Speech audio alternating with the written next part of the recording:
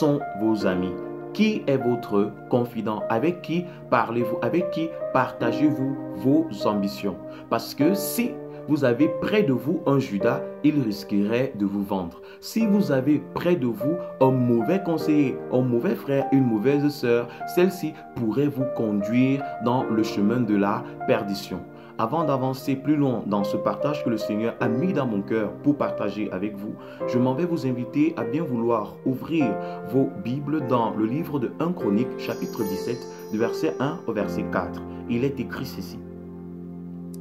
Lorsque David fut établi dans sa maison, il dit à Nathan le prophète, « Voici, j'habite dans une maison de cèdre et l'arche de l'alliance de l'Éternel est sous une tente. » Nathan répondit à David, « Fais tout ce que tu as dans le cœur, car Dieu est avec toi. » Nathan répond à David, « Fais tout ce que tu as dans le cœur, car Dieu est avec toi. » Poursuivons. La nuit suivante, la parole de Dieu fut adressée à Nathan. « Va dire à mon serviteur David, ainsi parle l'Éternel, ce ne sera pas toi qui me bâtiras une maison pour que j'en fasse ma demeure. » David s'est levé un bon matin, il a eu une très bonne pensée, une excellente idée, un bon projet. Alors il dit, au nom de l'Éternel, voici ce que je réaliserai. Et je crois que derrière ce projet-là, le Seigneur en sera fièrement honoré. Sauf que il ne s'est pas rassuré de ce que effectivement ce projet serait approuvé ou approuvable par l'Éternel, son Dieu qu'il servait. Par l'Éternel qu'il a appelé l'homme selon mon cœur.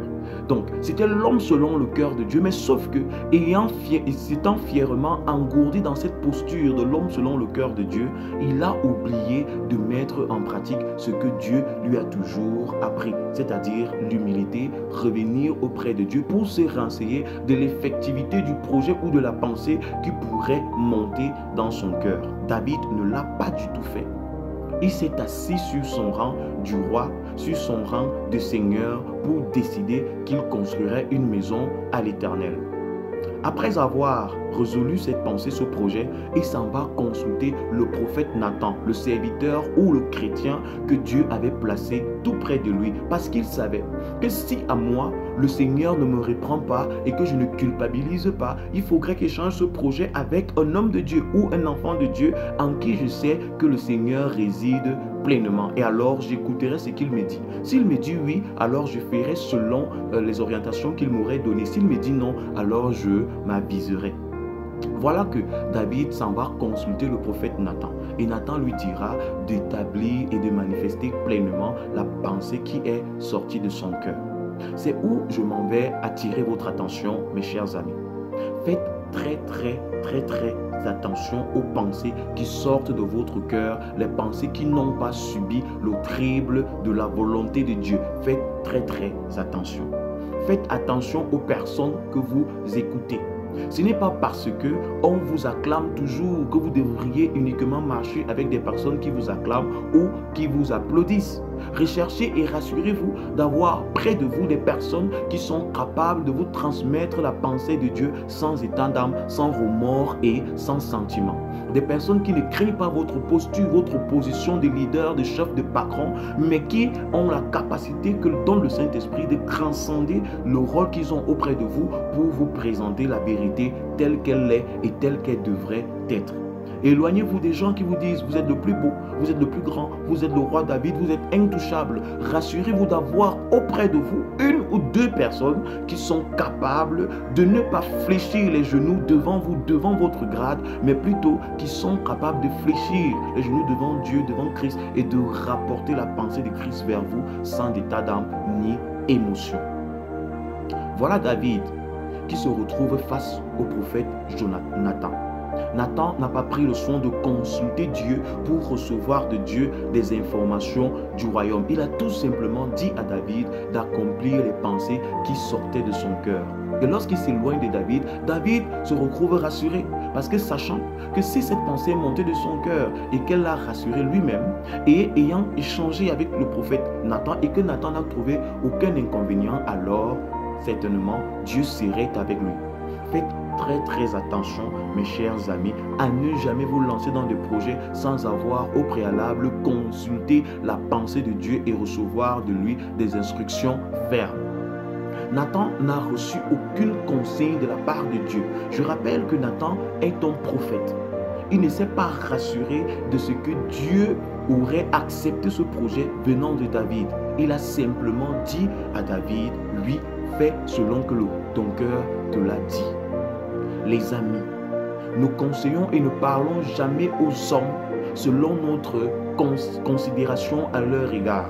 Nous ne nous arrêtons pas devant les gens disant c'est mon frère, c'est ma soeur, alors s'ils décident de faire telle chose ou telle autre chose, certainement le Seigneur serait avec lui. Faisons très attention. C'est aussi la raison pour laquelle vous devez vous éloigner de la familiarité et des affinités malencontreuses qui ne permettent pas au Saint-Esprit de continuer à se mouvoir dans une fraternité établie en Christ, mais plutôt favorable à ce qui est plus des éléments charnels et intellectuels qui prennent le pas sur les éléments spirituels.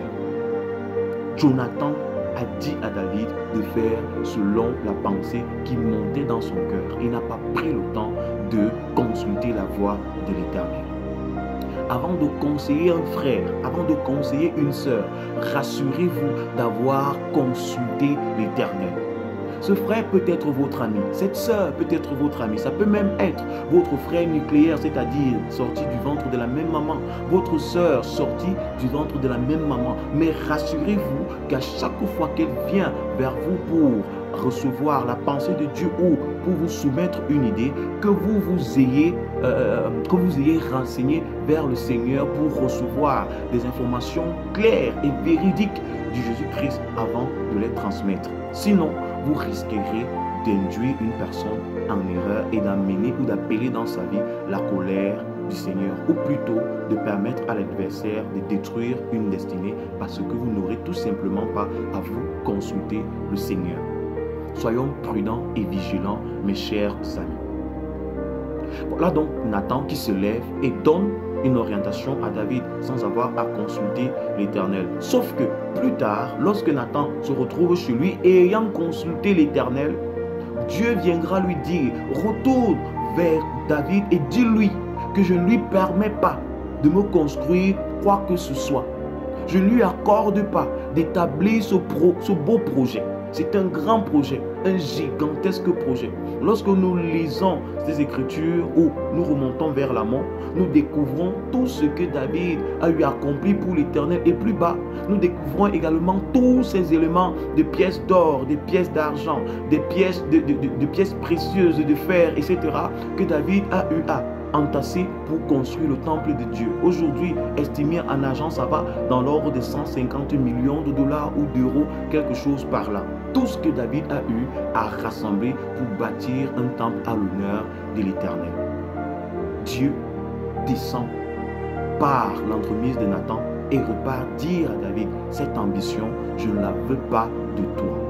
Mes frères, rassurons-nous toujours de recevoir la pensée et les orientations de Dieu dans tous les projets que nous voulons planifier. C'est pourquoi vous devez soigner votre entourage, chers chrétiens. C'est pourquoi vous devez vous rassurer de la qualité des hommes et des femmes qui entourent votre vie. Rassurez-vous que ce ne soit pas des flatteurs, que ce ne soit pas des flatteuses. Rassurez-vous que ce ne soit pas des gens qui vous disent de belles choses pour vous enfermer dans l'orgueil et dans la réticence de la vérité.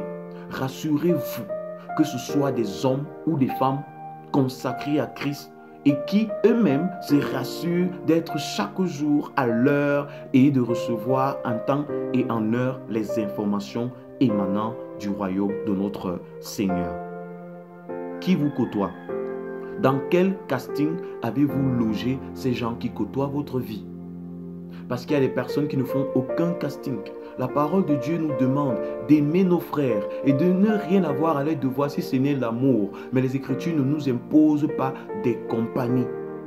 Ça veut dire qu'en termes de compagnie, en termes de fréquentation, en termes d'amitié, la parole de Dieu nous demande d'être sélectif. Heureusement que David s'est entouré du prophète Jonathan, qui, après avoir fait montre de laxisme, plus tard sur lui, ayant consulté l'Éternel, est revenu sur sa décision. Entourez-vous des bonnes personnes qui vous tireront vers le haut en tant qu'enfants de Dieu, qui vous rappelleront toujours les exigences de la pensée de Dieu pour votre vie, qui vous rappelleront toujours qui est mort sur la croix pour vous.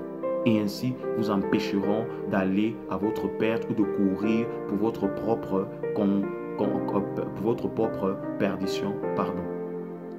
Les amis, revenons au bon sens, et le meilleur des sens, c'est toujours de consulter le Seigneur pour tout ce que nous voulons établir. Revenons au bon sens, et le bon sens, c'est de fréquenter les frères, les enfants de Dieu. Revenons au bon sens, et le bon sens, c'est de fuir tout cela qui, à longueur de journée, nous sauce, nous renvoie les messages selon lesquels nous sommes les plus beaux, les plus belles, les plus forts, les plus mignons, les plus puissants, les plus intelligents et les plus loin. Soyons humbles et sachons accepter les gens qui nous partagent la pensée de Dieu.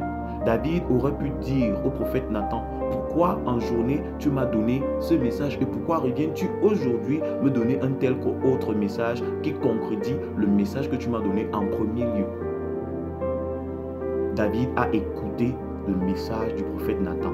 Il s'est ravisé et nous voyons ce que le Seigneur a accompli plus tard en permettant que ce soit Salomon qui érige ce temple à la gloire de l'Éternel. Sachons nous raviser, sachons fréquenter des bonnes personnes. Prions pour que le Seigneur attire vers nous des bonnes personnes, des frères et des sœurs qui tout le temps nous rappelleront qui nous sommes, qui a racheté notre vie et pour qui nous vivons sur cette terre. Nous ne vivons pas pour nous-mêmes, nous ne vivons pas pour nos propres intérêts, nous vivons pour celui qui nous a rachetés et qui a payé le prix pour que nous soyons enfants de Dieu aujourd'hui. Que le Seigneur prenne soin de vous. Prions avant de nous séparer. Seigneur Jésus, je te prie pour la vie de tes enfants qui sont de par le monde et qui reçoivent ce message que tu as voulu que nous puissions partager en ce jour. Je te prie d'étendre ta main dans leur vie. Je te prie de te révéler davantage à eux. Je te prie d'éloigner l'adversaire dans leur vie. Toutes les personnes que tu n'as pas attirées pour leur destinée, hommes comme femmes, éloigne ces gens de leur vie. Tout élément et facteur perturbateur que l'adversaire a suscité pour les entraîner dans la perdition, éloigne ces éléments de leur vie. Garde-les pleinement en toi, afin que chacun de mes frères et chacune de mes sœurs qui recevra ce message puisse demeurer sur tes voies et sur le chemin de la vie que tu es, afin qu'en eux ne sortent que des fruits dignes des enfants qui un jour ont consenti à se répandre afin de recevoir la vie nouvelle que seul toi es capable de donner. Suscite en eux des bons conseillers. Oui, Saint-Esprit, tu es le véritable conseiller, mais nous te prions d'attirer encore